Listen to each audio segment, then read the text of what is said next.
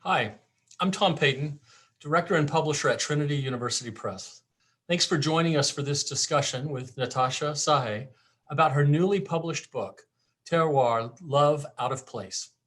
Joining us to guide this discussion is Jennifer McGaha. She holds an MFA from Vermont College of Fine Arts and teaches at the University of North Carolina at Asheville. Her memoir, Flat Broke with Two Goats, was chosen as a 2018 Big Library Read for Overdrive, the International Digital Library. Her nonfiction and creative nonfiction work has also appeared in The Bitter Southerner, Brevity, Cheap Pop, The Huffington Post, The New Pioneer, The Good Men Project, Pank, The Chronicle of Higher Ed, Baltimore Fishbowl, and many other publications. A native of Appalachia, Jennifer lives in the wooded North Carolina Hollow with her husband, 2 cats, 6 unruly dogs, 10 dairy goats, and an ever-changing number of chickens. Natasha's new book, Terroir, is available at a special 20% discount via the Trinity University Press website, tupress.org. You can also discover similar books and sign up to receive notice about other online and nearby events. Thanks again for joining us, and welcome to Jennifer, who will formally introduce Natasha Saje. Hi, thank you, Tom, and thank you all for joining us. I'm so excited to be here to talk with Natasha about her beautiful new book. Natasha was born stateless in Germany, the child of parents displaced by World War II. She grew up in New York and its suburbs. She was educated at the University of Virginia, Johns Hopkins, and the University of Maryland. The author of 3 books of poems, a postmodern poetry handbook, and a memoir, Terroir, Love Out of Place. She was awarded a Fulbright in Slovenia and a Camargo Fellowship in France. She teaches at Westminster College in Salt Lake City and in the Vermont College of Fine Arts MFA in Writing program. So welcome, Natasha. It's great to see you. Nice to see you. Thanks for doing this. So tell us about the new book and how it came to be. And I know that your other books were books of poetry and one book about crafts. So tell us just a little bit about how this book came to be and how writing memoir is different from writing poetry. Okay. So I initially thought I would write a foodwar because I'm a good cook and I like thinking up recipes, and I wanted a larger audience than the audience that reads poetry and literary criticism. So this book started with that Camargo Foundation Fellowship in 2010, where I spent a semester with a full kitchen and great markets and new ingredients, and started writing. I was revising old projects, but I started writing short things about food. And then when I got back to Utah, I tried revising them, tried making the foodwar, and it was as though other topics kept bubbling up to the surface, and I could not handle the same tone writing about food as writing about race, gender, immigration, class, sexual orientation. I just couldn't figure out how to do that. So I abandoned the foodwar and started writing arguments. This is the way I thought about them. Arguments about each of those facets of identity. And my original working title for the book was Kinds of Love. So each chapter had an argument and each chapter was about a different kind of love. Wow. And so, and there's food in this book. Food creeps in various ways, which is really cool that it's still a part of the narrative because it's been such a part of your life. Can you talk a bit about how you put the book together and how, because it's a memoir and essays versus maybe a traditional linear memoir, can you talk a bit about how that process worked? Yeah. Well, because I formed each chapter around an argument and about a different kind of love, I didn't want to have to fill in the missing pieces with explanatory writing. And yet, I think it gives a pretty full picture of my life. Lots, of course, has been left out, but the structure, it starts with the most conventional chapter, which is about my winter in Switzerland working as a waitress. And then the second chapter flashes back to childhood, where I had a surrogate grandmother. My parents and I emigrated. I didn't speak English until I was in kindergarten, but we had a neighbor, an upstairs neighbor in this old Victorian house that we rented an apartment in. And she was a recent widow and she had no children. And essentially she adopted me. And I thought I tried different ways of writing about her and the love. It's really an elegy for her. So I finally hit upon a sort of episodic vignette system to write about that in an abecedarium, a form that I like a lot because it has a certain randomness to it. And then the other chapters are, again, they're chronological. The other chapters tend to be in chronological order, but are not vignettes. They are driven by the argument rather than chronology. And some of them appeared in other journals before the book. Is that correct? Yeah, I published 3 of them, and then because of university presses, I think this is a little old-fashioned, but they feel that if all the chapters of a memoir are out there for people to get, they won't buy the book. So only 3 of them have been published before. Yeah, you said something that struck me. You talked about, you used the term explanatory writing. And I think I know what you mean by that. And we talk so much in memoir writing about reflective voice and the importance of reflective voice to give context to our experiences. And so I know that's something that memoir writers often struggle with, and maybe writers of fiction and poetry too, is how do you incorporate reflective voice, give context for those experiences you had. So the experiences you had, when you were very young, which you are now writing about years later, how do you give the wisdom of your experience, the wisdom that you have now about those experiences, without falling into explaining too much? Do you know what I'm saying? I do, and it was a challenge, and I tried present tense at first for that Switzerland chapter, and it was Evelyn Summers at the Missouri Review that published that chapter who suggested this would be so much better in past tense. And as soon as I did that, it didn't take long, I realized that it put front and center the voice of experience, the voice, the reflective voice, the mature voice, because I didn't want to be stuck in the age that I was, 22, that winter, with the naivete and I wanted to be able to inhabit in my writer self the wisdom that I had earned the hard way. Yeah. So I read a lot of memoirs in preparation for writing this, and I didn't like the ones that were written in the child's point of view, because I don't need to go back to childhood. I want to think about what childhood meant in my life, what it means now.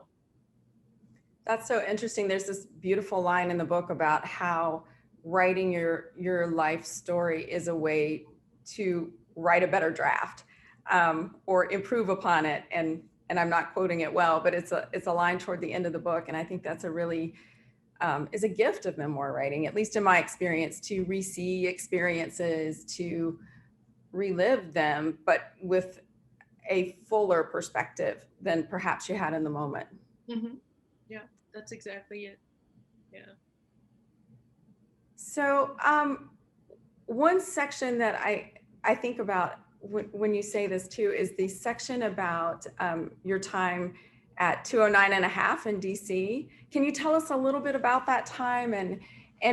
Because I really love the way you not only talk about meeting your husband and your relationship there, but you also put that in the context of the early 80s and the AIDS epidemic and some of the other things that were happening nationally and internationally at the time. So can you talk a bit about that section?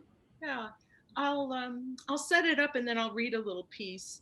So I got back from Europe, working in Europe for 2 years, tried law school, dropped out, got an MA in creative writing from Hopkins, and then moved to Washington with Tyrone, moved to Capitol Hill, which at that time was a little rough, at least my block was, in terms of crime. Every house had bars on it, or at least the white people who moved there had bars on their houses, and I was the only white person on my block. And I found a job working at this restaurant, which was a chic Capitol Hill restaurant at a time. So this is 1980, August of 1980, when, you know, the food revolution in the US was just starting. And this restaurant was the address, the title of the restaurant, the name of the restaurant was the address, 209.5 Pennsylvania Avenue. So it was the first block after the Capitol. So we had a lot of lobbyists and legislators and, you know, famous people came. But it was a very small restaurant, only 45 seats. And I felt lucky to be hired because I had tried to get a job in hotels because I had worked at other hotels, and the fancy ones, the ones where I could make a good living, were simply not hiring women at that time. So I felt lucky that I was hired at 209.5, and I was the only woman, and all the waiters were gay men, except for me, server. And most of the people who worked in the kitchen were gay men too. The owner's son was a gay man. So I had always considered myself queer in the back of my mind, not knowing that word perhaps, or not knowing that term. But I integrated myself into the restaurant culture in a way that was very deep and a new kind of love for me. So I'll just read a little piece. I worked at the restaurant for 2 years, and then Tyrone and I left and moved to Baltimore. So this piece that I'm going to read is from the end of that chapter, and it flashes forward. So this dinner that I'm describing happens in 1982. Within the next 10 years, AIDS took the lives of 5 of my friends, 4 from the restaurant. Jim's bout with polio as a child had weakened his immune system and sped his death. But what of the others? What of the others? Tall, handsome Don was the first to die in November 1990 in a Johns Hopkins hospital room heavily marked with red biohazard warnings. I brought him my hardcover copy of A Boy's Own Story. I was afraid to hug him. As if chiding a student who hadn't done the homework, his doctor said, "Other patients have fought harder to stay alive." Baptist churches posted marquees, AIDS equals God's curse on a homosexual life. Hemophiliac Ryan White, diagnosed with AIDS at age 13 after a blood transfusion, was expelled from school and then allowed to return after a national media covered his story. I lost touch with 209.5 cohorts, Tad and Danny, heard of their deaths secondhand, and felt pangs of guilt. In his poem For the AIDS Dead, Frank Bedart writes, "Without justice or logic, without sense, you survived. They didn't. Nothing that they did in bed that you didn't. My friends spent down their savings to be eligible for Medicaid or racked up their charge cards because death erases debts. Their bodies wasted away, an emaciation I had previously seen only in photos. But that spring night in 1982, 8 of us enjoyed rockfish and lemon mousse, sitting on red metal folding chairs around a table created by placing a door on sawhorses.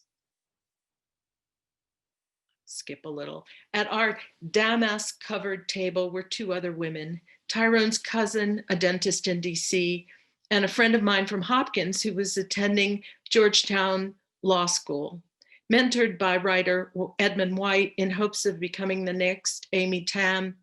She was instead pressured by her family to go back to Hawaii and work in real estate.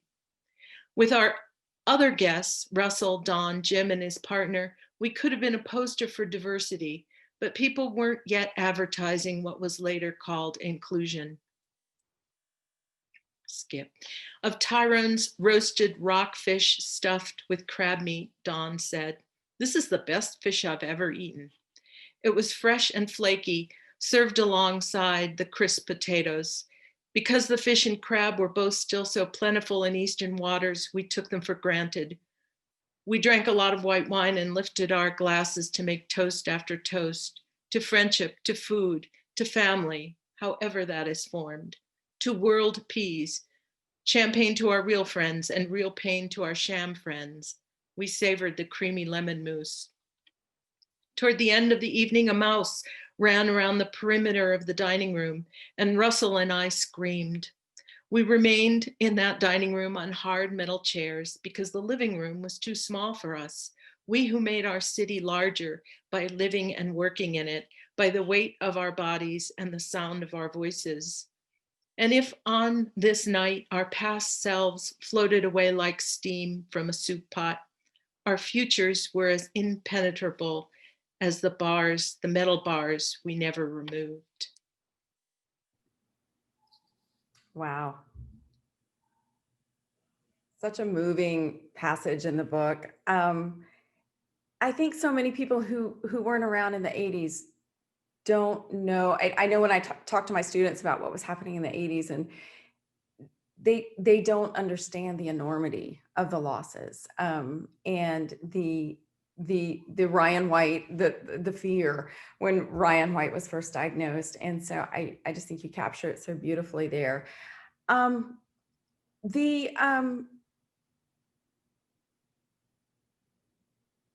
I wonder what if you think about what we're going through now with the pandemic, what similarities do you see? What do you think that you learned during that time that you carry with you now? Well, the main thing is that there's only love. That we, as animals, we can be motivated by fear, but love should transcend fear. You know, I wish I hadn't been so stupid. I wish I had hugged Don while he was dying. I mean, we figured it out. We were so stupid in this pandemic too. I remember when, our government said that it was not necessary to wear masks. I believed that. Yeah. My common sense, in retrospect, how dumb. Anyway. Yeah, we worried about, like with AIDS, we worried, and I've told my children this and my students this, like early on, we worried about, that it could be transmitted by hugging or kissing. And then, we realized that very quickly that all of that was not true. So it was, I felt parallels as well. Yeah. I could say something about how I patched together memories to write, for instance, that scene, because that dinner, every detail was accurate, but what I did was splice together different guests and different aspects for the purpose of writing. So one of my colleagues at Westminster questioned the detail in the book, And it made me think about memory. And I realized that one reason I've never kept a journal was because I thought it was busy work. I didn't need to keep a journal because I have a really good memory. And he does not. And he thought I had made up vast things in the book.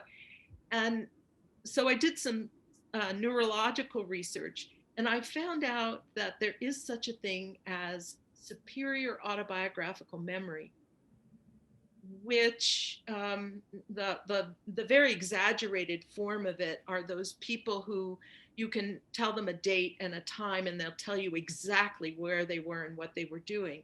But there are less exaggerated versions of that. And that explained to me why I never wanted to keep a journal, because of my slight OCD tendencies.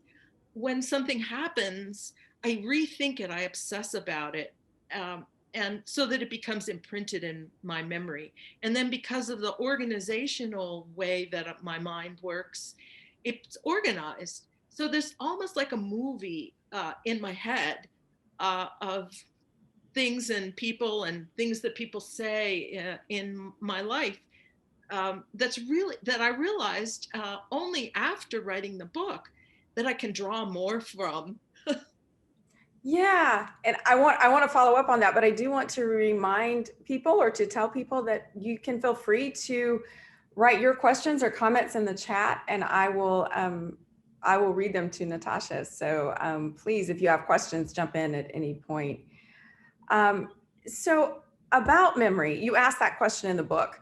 Why do certain moments stay with us longer than others? And that was a line that really resonated with me. So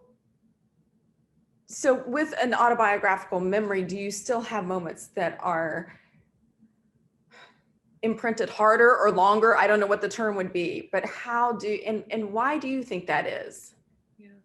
Well, science says that it's emotion, that when we feel anger or embarrassment or joy or discovery, those moments are more imprinted. And I think that's true for everybody. That's what you remember. Uh, so there's that. So in preparation for today, I was thinking about the first time I ate mussels. So my mother didn't like them. So I had never eaten them in my childhood. And I spent a month in France when I was 15, staying with my uncle and his wife. Actually, he wasn't there much, but his wife was, and their two children who were 10 years younger than I was. And I remember with almost a geographical architectural memory, the kitchen of the friends who cooked these mussels. And I remember the white enamel pot, and I remember the smell of the garlic. And I remember my reluctance to try them because I was 15 years old and they looked weird, these black things and these squishy middle. But I overcame that reluctance and tried the mussels. And then, so this speaks to memory, I let myself sort of imagine the next time that eating mussels made a big impression on me. And it was in May of 1977 when I was traveling in southern France with a high school friend of mine, Catherine. And we were eating in Arles, right outside the amphitheater. And the dish, I ordered mussels. They were really, really tiny, and I had never seen mussels that tiny. And they were also like incredibly delicious. So the memory isn't, it's prompted by sensory appreciation or sensory input. Does that sort of answer the? Yeah, and I was just thinking while you were talking about some of my strong memories are associated with food, because I'm a food lover. I'm not a professional level cook on any level, but I love food and I appreciate food. And I strongly connect a lot of memories with food. And sometimes when I'm looking for something to write about, I'll flip through my grandmother's old recipe book or my recipes and just think about things I've cooked, and it just brings the whole thing back. So that's really interesting that you associate so closely with meals as well. I didn't know other people did that. Yeah, I think we often don't. We always think, at least I do, until I, took the Myers-Briggs, I thought that everybody had the same sort of outlook that I did. And until my colleague asks about memory, I thought that everybody had this kind of movie memory in their heads. So yeah, the tendency is to think that everybody's like us, but It, yes, we have a question from Nick. He says, "Hi, Natasha, I love your book. Enjoying this interview." And here's his question. "Are you still compelled, as I hope you are, to write about food?" And he wants to know if perhaps you could give us some recipes and vignettes. I'm thinking he means in a book. yeah. Oh, yeah. So because I spent quite a few years working on that food noir, I have essentially a draft of a recipe book. So I just need a year to clean it up, um, put it together. So yes, I have a food blog where sometimes I'll post, maybe once a month I'll post something. The things that are most unusual, I am not posting because I'm hoping that'll make the book more attractive. Someone will buy it. I have invented a few things that my best friends know about because I, impart the secret recipe to them like it's something precious. Never seen anybody else do it. So I'll leave that. Yes, Nick, I thank you for the question. I am working on it, and maybe I need just a whole year of concentration to put it together and then find a publisher for it. And so do you envision that with maybe vignettes about? A little bit, yeah, Okay. yeah, Yeah. and a different tone, a lighter tone than terroir. Right. And there that brings me to this book covers so much territory. I mean, there's a lot about there's a fair amount about food, but there's a lot about identity and place and those people and places that shape us. And one relationship you spend a chapter on is the one you talked about earlier with your auntie, um, and of course your relationship with your husband, who is the chef who died.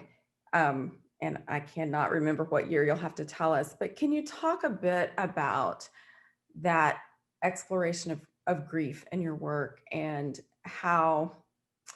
um, how you maybe if you learned anything new about yourself or through the process of writing about that? Did it help you with the grieving process? Did it complete it in any way? Yeah. Well, one thing that probably everybody knows who has gone through the long illness of a loved one and then their passing is that during the whole illness, if you, as I did, I looked up Tyrone's particular kind of lymphoma, and I remember where I was and feeling, there were studies on Medline, uh, peripheral T-cell lymphoma, and the prognosis was always awful. Nobody survived it.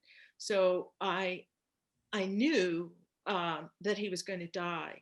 So from the time he had the diagnosis until he died, even though I was hopeful, in the back of my mind, I was already getting used to living without him. That sounds cold, but that was something I learned. And I could read another little piece from that chapter on guilt, maybe. That would be wonderful. So the summer before he died, we went to Jamaica, where he was from. My first trip. The last hurricane 2 years before had toppled all the street signs. To find out where we were, we'd slow the car toward any person on the roadside, roll down the window and yell the name of the town next en route to our destination, which I knew from looking at a map. I learned not to yell the destination itself. We'd be met by blank stares, as country people had no idea how to get beyond a 20-mile radius. This strikes me as a trope for Tyrone's illness. I knew the destination, death, but we only talked about the next town, one in which there was still hope.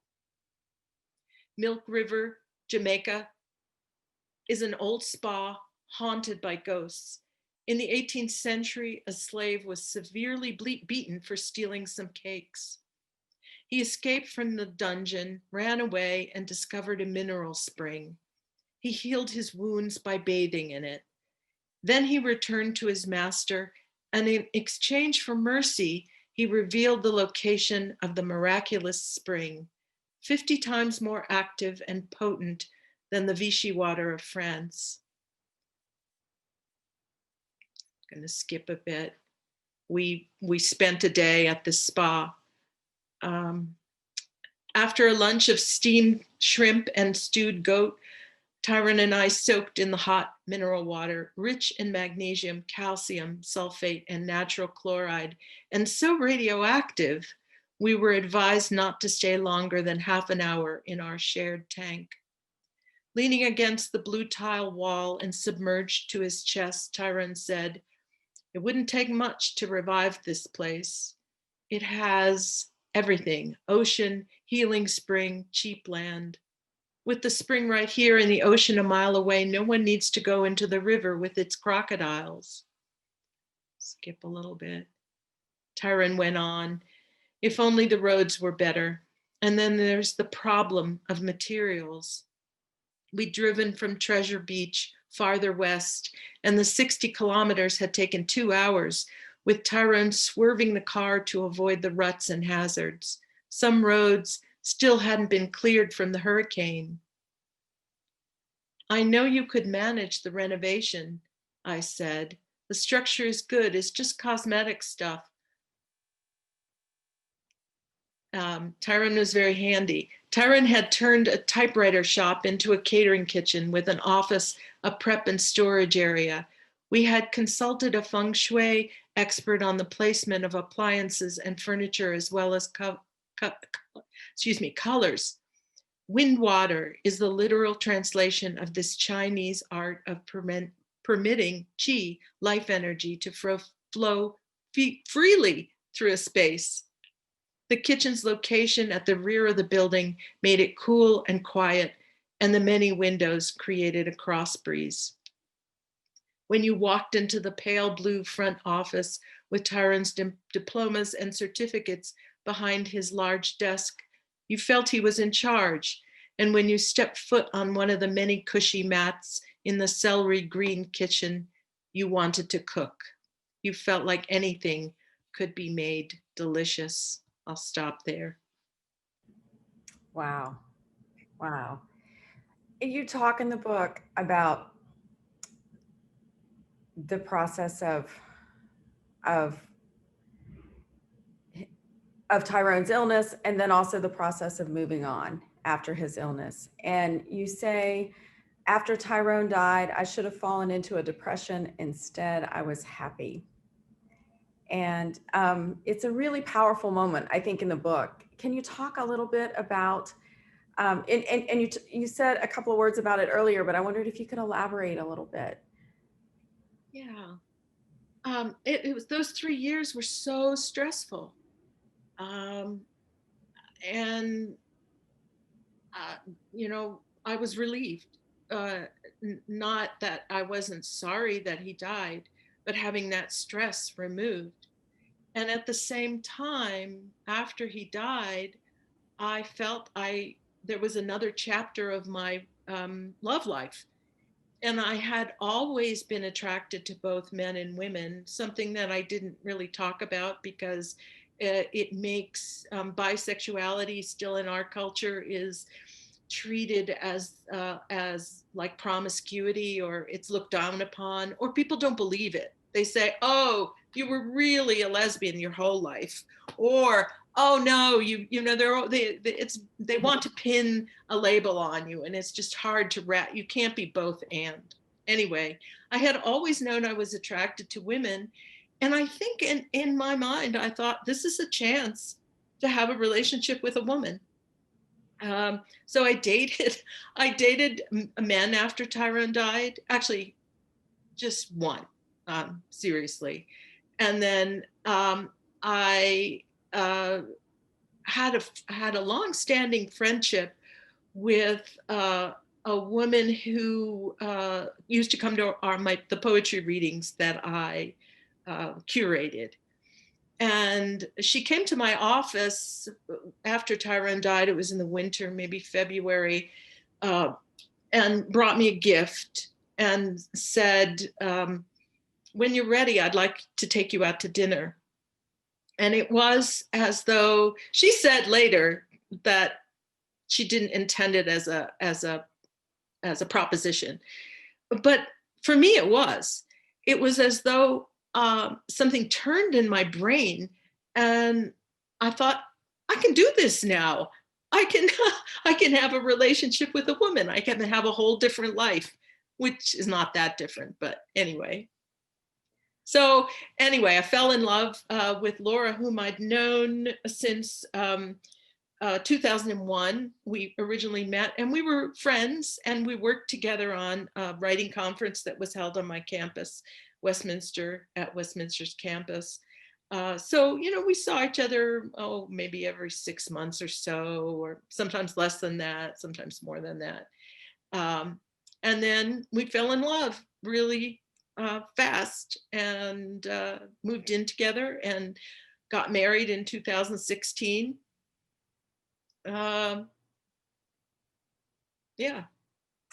I love that whole idea that we can have more than one life. There's another passage in your book where you talk about, you say, I think we choose whom to fall in love with and when. And I love that line and that idea that somehow it seems connected to me to this whole idea of having more than one life. And, maybe we get to choose one at this point, and maybe we get to choose again. And if, we're lucky and or unlucky, we get to choose many different lives within one lifetime. Yeah. Yeah, no, I believe that. I think that enough of a Freudian to think that there aren't many accidents in life, and that on some level, we choose who we want to fall in love with. And some people choose badly. They choose people who aren't good for them. And I had the good fortune to choose well twice. Twice, yeah. We've got some questions in the Q&A, so let me get to some of those. Catherine would like to know, Kathy, would like to know more about what you mean about each chapter having an argument. Thank you. Yeah, I get bored with writing that doesn't, that just recounts, that just tells. So in my mind, there was an argument, there was a question that I was answering for each chapter. For instance, the chapter on guilt, the chapter on Tyrone's death, illness and death, the question that I'm answering is, what is guilt? It was an extended definition, and the argument is the answer to that. And so there's not just one answer. And in another chapter, the chapter that I think of as about religion, the question is, what's the difference between, how does a seeking or a spiritual journey, how is it different from a religion? Mm-hmm. Yeah. So you start with a question. Yeah. And then it changes. My answer changes as I go through drafts, and I do a lot of research and read a lot of stuff. And then, by the time it's finished, I can articulate the argument. And because it's creative nonfiction and a memoir, it's not spelled out in a thesis statement in the first paragraph, but it's there. Right. I can relate so much to changing my mind about what I think about something as I write. I've always found that I discover what I think through writing. And it really is the only way I discover what I think. I don't have another way of doing that. And I'm sure other people do. But for me, it's writing my way until I realize what I actually think. I never sit down with any idea of where it's going to go, really. Right. That's similar to poems. Yeah, and actually someone else wanted you to talk a little bit more about the difference between writing memoir and writing poetry. Maybe what you're writing is so lyrical. So I would say that certainly that attention to language and the lyricism crosses over in both genres. But what is maybe different? What did you have to learn to write memoir versus poetry? And what were you used to doing anyway? Yeah. So when I write poems, it's the same thing. I'm trying to discover something. I'm writing to answer a question or to play. That's a difference, to play with language. I never, when I was writing the memoir, I was never just playing with language. So it had a more serious intent. But most poems, except for prose poems, are written in lines, and that formal shaping is oral, for the ear. It's more of a visual and oral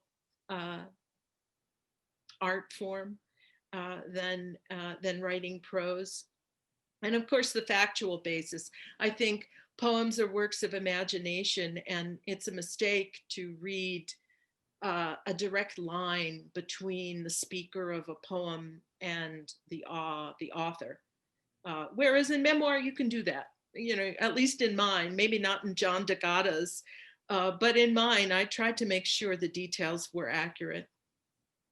Yeah, there's that whole shaping that you become a character in your own work. And so you're shaping this character on the page who isn't exactly you, but is at least a part of you or a reflection of you in some way, which is not always right. It's a identity performance that you've created for that venue, for that page. right. I'm gonna look. It looks like we have some other questions in the chat. Oh, Catherine also says, Kathy says, thank you for talking of the relief and sadness after the passing of a longtime ill partner or spouse, and about how we can move on again. She says it's good to hear someone talk about that. And I do think, it is in memoir, we can do that. We can talk about hard things in a way. And I think maybe it comes back to that thing we were talking about at the beginning about using reflective voice and having the gift of time in between when an event happened and now, so that we can look back and think, this is maybe I should have felt this, but here's what I felt. And maybe now I even know why. So our culture tries to tell us how we should feel in every way, shape, and form. All the time we're bombarded with messages about the right thing to do and the right thing to feel, and you should, and you should. And I think that reading about people who resist the shoulds or have different experiences is liberating. I hope it is. I think so. Yeah. And to just hear it, to hear someone talk about something that's considered taboo, whether that taboo thing is being happy after someone died, not that they died, but finding happiness after the loss of a loved one, or whether that taboo thing is just talking about a subject that is not often broached. I think that it can, that's one thing that memoir can do. It can offer, it can let people know they're not alone in those feelings. So I think it's something this genre can offer.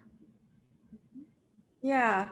Other questions? Feel free to put any other questions in the chat. You've got lots of, I don't know if you can see any of these, Natasha, but a lot of people saying I have to take my glasses off to There to comments read. from people that you have known saying they love the book, or that they have it and they can't wait to read it. So lots of great feedback from people. Someone who was your student at Johns Hopkins in 95 to 96. So Oh, really? yes, Oh, I have to find. Peggy Farron Oh, my goodness. Oh, how nice. and Leslie Ullman, who I, Lovely, yes. BCFA Right, a few years ago. So right. Yeah. so you said you read some memoirs in preparing to write this book. What memoirs did you read? Well, one that I really loved was Susan Faludi's In the Dark Room. Mm. Her memoir of her transgendered father going to Hungary, and it was deep. There was absolutely just discovery. What that book taught me was the value of starting from not knowing, rather than starting and recounting what you already know. It was so clear that she was on a quest, on a journey to understand her father and their relationship. So yeah, that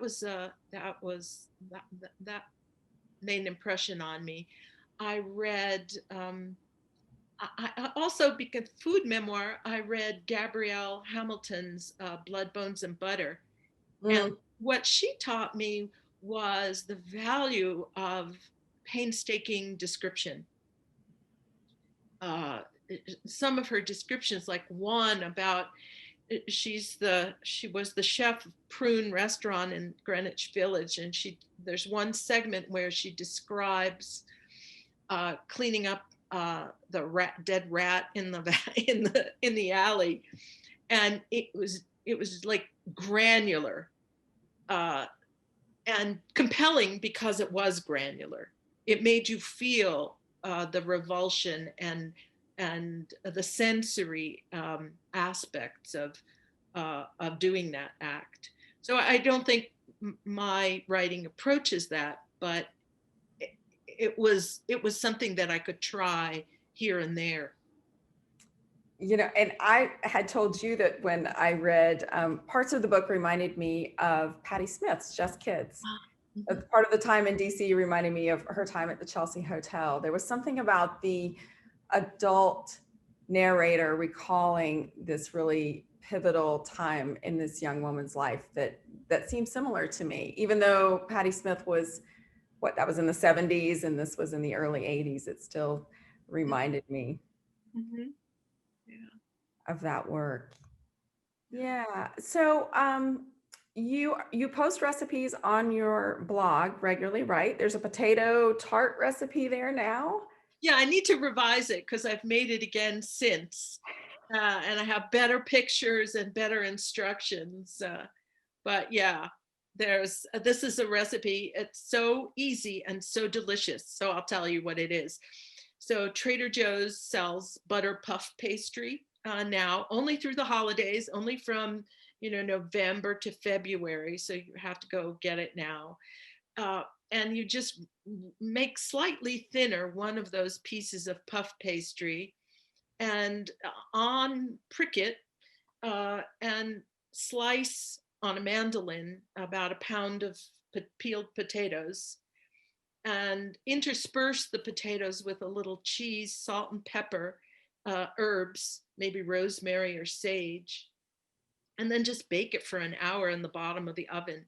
And it's just very delicious. And I don't even like potatoes. It looked incredible. That sounds great. And your website is? It's just my name.com, natashasaje.com. So if you all want to see that, you can go to that. And I think we have time for about one more question. And we have a question that is a multi-pronged question. So Alina, I think it's Alina Hansen, wants to know if you have any advice about how to critique writing. And so how do you balance out being constructive and not brutal when you're reviewing or critiquing writing? Well, I think that being direct, I'm a sort of direct person, is a gift, and that it's not brutal to be direct. I think our culture, especially in Utah, tends to be too indirect.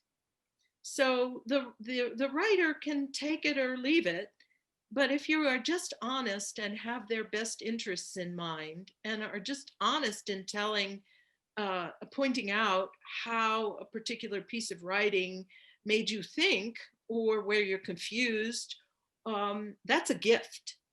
And I've got to say that all the people who read pieces of my memoir were so helpful.